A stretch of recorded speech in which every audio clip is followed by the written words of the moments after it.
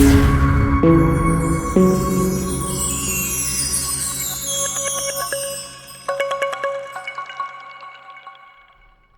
बच्चों, good morning everyone. कैसे हो आप सभी? Success with master ji channel पे आपका स्वागत है। और आज हम आपको यहाँ पे करवाएंगे हिंदी व्याकरण के क्वेश्चन। हिंदी व्याकरण के जितने भी क्वेश्चन हमारे हरियाणा या किसी अदर स्टेट से आते हैं वहाँ पे उनके PYQ हम सोल्व करवाएंगे। और स्टार्ट करते हैं हम वर्ण से।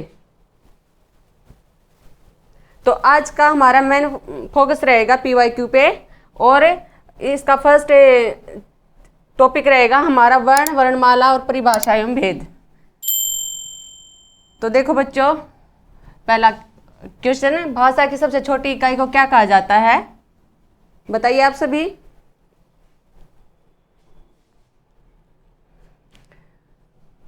तो क्या कहते हैं? भाषा की सबसे छोटी इकाई को वर्ण कहते हैं। वर्ण क्या होता है? वर्ण क्या होता है? वर्ण वह छोटी से छोटी ध्वनि जिसके टुकड़े नहीं हो सकते। तो वर्ण के अक्सर वर्ण के दो भेद होते हैं, स्वर और व्यंजन।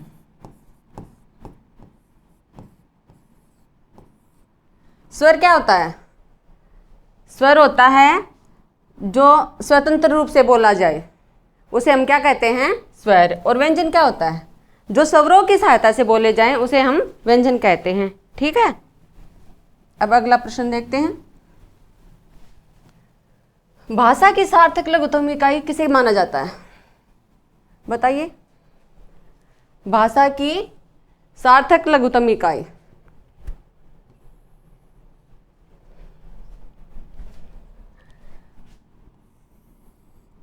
सार्थक का मतलब होता है कि अर्थ के साथ।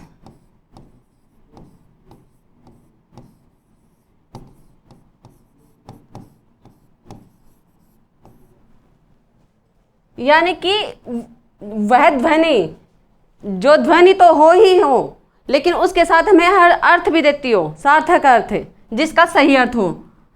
अब ये देखो, ध्वनि हमारी क्या होती है? ध्वनि जैसे कोई भी ध्वनि देख लो, ए, ई, ऊ, पे, ये ध्वनि है, इनका कोई भी सार्थक अर्थ नहीं है। अगर हम इन ध्वनियों को आप मिला देते हैं तो हमारा क्या बन जाता है? शब्द। जैसे कल, जब, ये एक सार्थक अर्थ देते हैं। ठीक है, अब देखते हैं अगला प्रश्न। भाषा की मूल इकाई क्या होती है?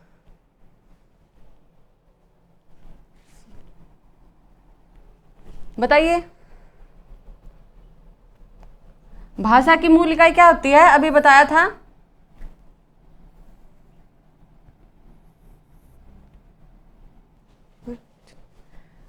तो इसमें पूछ रखा कि भाषा की मूल इकाई क्या होती है। जैसे कि हम पहले भी फर्स्ट ध्वनि पढ़ के आ चुके हैं ना। क्या होता है इसका आंसर? ध्वनि। वर्ण या ध्वनि एक ही होती है। ठीक है, चलते हैं हम अगले प्रश्न पे। वर्णों के कितने भेद होते हैं? बताइए। मैंने पहले भी बताया है आपको। अभी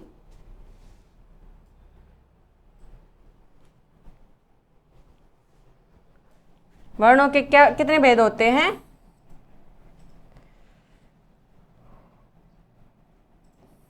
दो बताया था अभी, स्वर और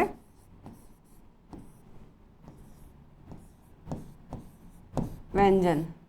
ठीक है, आगे चलते हैं। हिंदी भाषा की कुल वर्ण लिपियां कितनी होती हैं?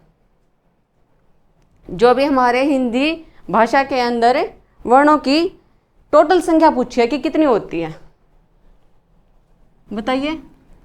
कुल वर्ण तो कितने होते हैं? 52। ठीक है, ये अलग अलग वर्ग के आधार पर होते हैं, वे मैं आपको आगे क्वेश्चन आएंगे तब बताऊंगी। ठीक है, समझ में आया? आगे चलते हैं। लिपि चिन्हों के क्रमबद्ध समूह को क्या कहते हैं? यहाँ पे क्या पूछ रखा है, क्रमबद्ध लिपि चिन्हों के क्रमबद्ध समूह क्या कहते हैं, बताइए आप सभी। तो इसका आंसर होगा वर्णमाला। ठीक है, चलते हैं अगले प्रश्न पे। कौन स्वर नहीं है? ठीक है, ऑप्शन है ए उ बै। इनमें से बताना है कि कौन सा इनमें से स्वर नहीं है। तो इनमें से आंसर हो जाएगा डी ऑप्शन, यानी कि बै। ये क्या होता है, व्यंजन।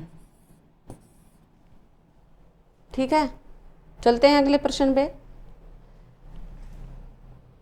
8वां प्रश्न है कि री क्या है, बताइए सभी, क्या है री? व्यंजन है, संयुक्त व्यंजन है, या दोनों हैं, या स्वर है? तो हमारा आंसर हो जाएगा स्वर। मूल स्वर कितने होते हैं?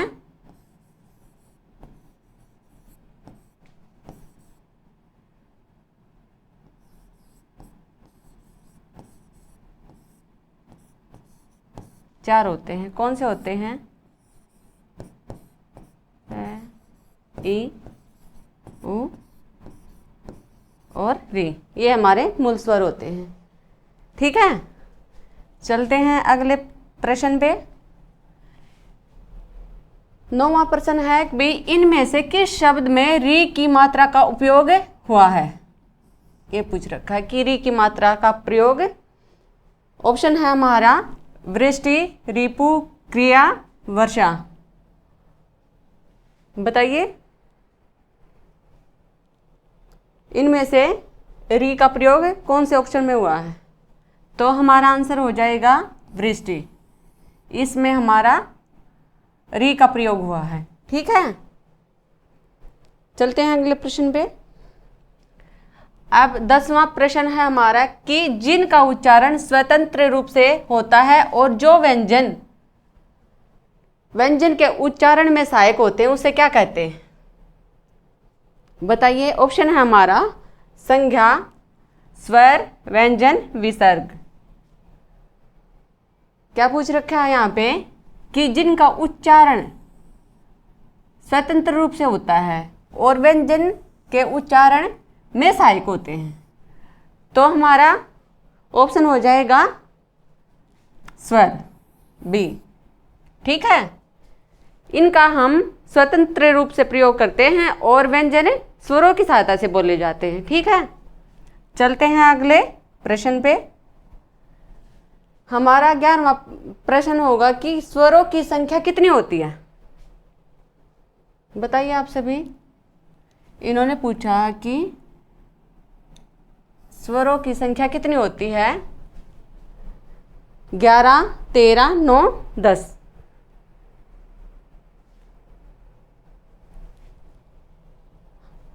हमारा ऑप्शन रहेगा 11 ए।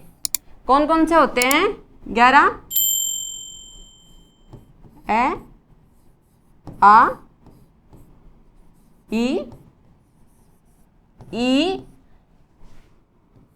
उ, री, ए, आई, ओ,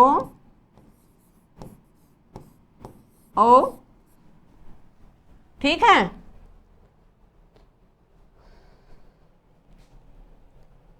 ठीक है, ये हमारे कितने होते हैं संख्या में? 11। चलते हैं अगले प्रश्न पे।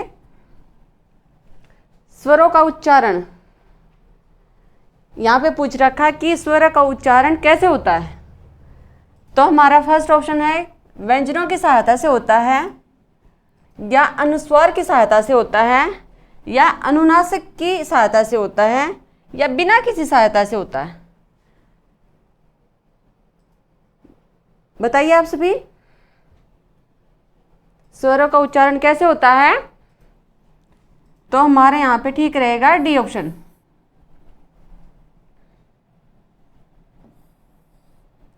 स्वर हमारे, मैंने पहले भी बताया था कि बिना किसी सहायता से बोले जाते हैं, ठीक है, ये स्वतंत्र होते हैं। अगला प्रश्न देखियो कि स्वर किसका भेद है। इसने पूछा है कि स्वर किसका भेद है, संधि का है, ऑप्शन है हमारे समास का है, वर्ण का है या लिंग का है, बताइए। तो क्या हो जाएगा आंसर, स्वर हमारा वर्ण का, वर्ण के दो भेद होते हैं ना, स्वर और व्यंजन, ये तो सभी को पता है।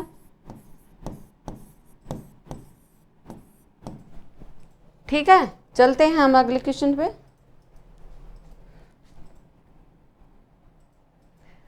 अब ये पूछ रहा है कि मात्रा के आधार पर स्वर कितने प्रकार के होते हैं। मात्रा के आधार पे स्वर को अलग अलग किसी को मात्रा के आधार पे बांटा गया है और किसी के मुख के आधार पे बांटा गया है, जिह्वा के आधार पे बांटा है, अलग अलग कैटेगरी में बांटा गया है स्वरों को। तो बताइए, यहाँ पे पूछ रहे हैं कि मात्रा के आधार पे स्वरों के कितने भेद होते हैं।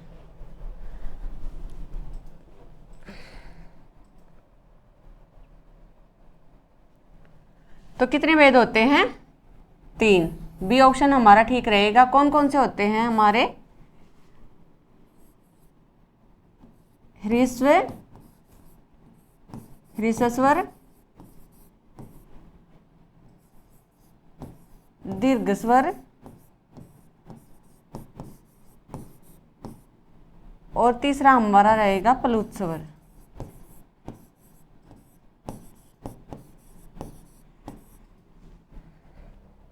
ठीक है, चलते हैं अगले क्वेश्चन पे। अब इसमें पूछा है कि ह्रस्व, दीर्घ, प्लुत किसके प्रकार होते हैं।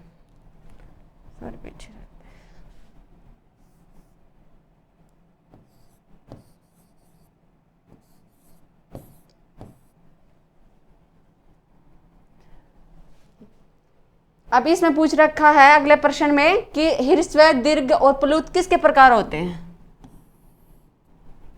ऑप्शन है हमारा संधि, व्यंजन, स्वर, उपर्युक्त में से एक से अधिक या उपर्युक्त में से कोई भी नहीं।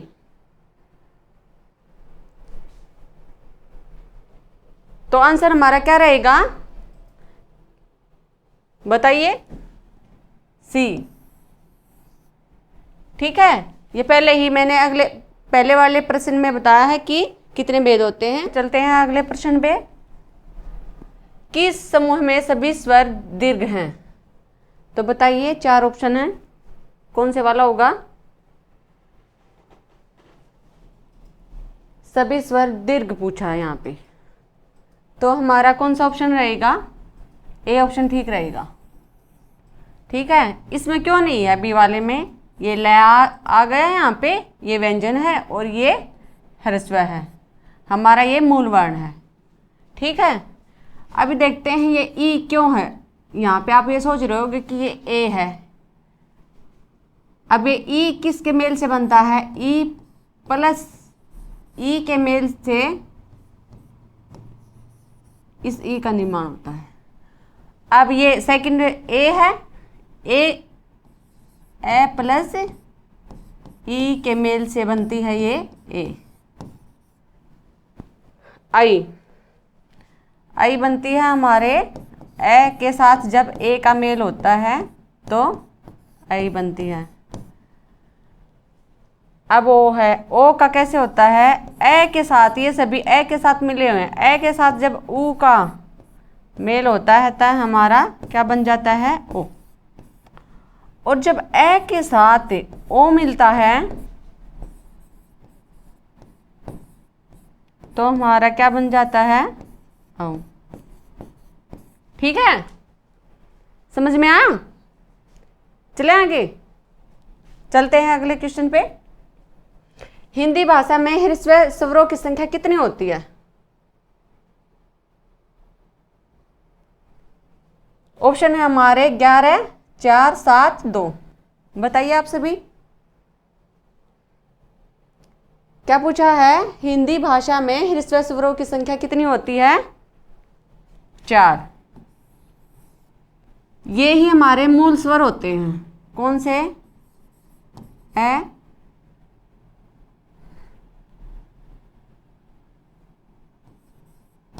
ए, ई, उ और री। ठीक है, ये होते हैं। चलते हैं अगले क्वेश्चन पे। जिन स्वरों के उच्चारण में 2 मात्राओं का समय लगता है या ह्रस्व से 2 गुना समय लगता है, उनको हम क्या कहते हैं? ये पूछ रहा है ह्रस्व से 2 गुना समय और 2 मात्राओं का समय।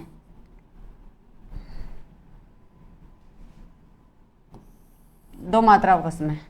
तो हमारा ऑप्शन है, ए ऑप्शन है प्लुत स्वर, गुरु स्वर और मूल स्वर, लघु स्वर। बताइए। जिन स्वरों के उच्चारण में 2 मात्राओं का समय लगता है या ह्रस्व से 2 गुना होते हैं तो उसे क्या कहते हैं? गुरु या दीर्घ स्वर। इसका ऑप्शन क्या रहेगा? बी। इसे हम दीर्घ भी कहते हैं। जैसे कि आ होगा, ऊ होगा, ई होगा, ये सभी। ठीक है, ये हमारे क्या हैं? दीर्घ स्वर। ठीक है, अगले प्रश्न पे चलते हैं। कौन सा संयुक्त स्वर नहीं है? संयुक्त स्वर। हमारा अगला प्रश्न है, निम्नलिखित में से कौन सा दीर्घ स्वर है? इन्होंने क्या पूछा है? दीर्घ। तो हमारा यहाँ पे पूछा है कि निम्नलिखित में से कौन सा दीर्घ स्वर है? दीर्घ माने बड़ा। तो हमारे ऑप्शन है आ, इसकी लाइट लग रही है, आ, उ, ए, ओ। तो हमारा मूल दीर्घ पूछा है इन्होंने, यहाँ पे ये मूल पूछ रहा है, तो हमारा ऑप्शन रहेगा ए। ठीक है, चलते हैं अगले प्रश्न पे।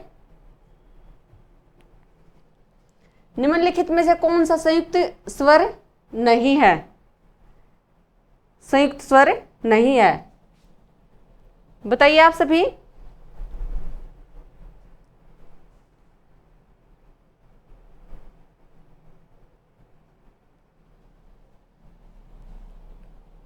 तो हमारा ऑप्शन होगा सी।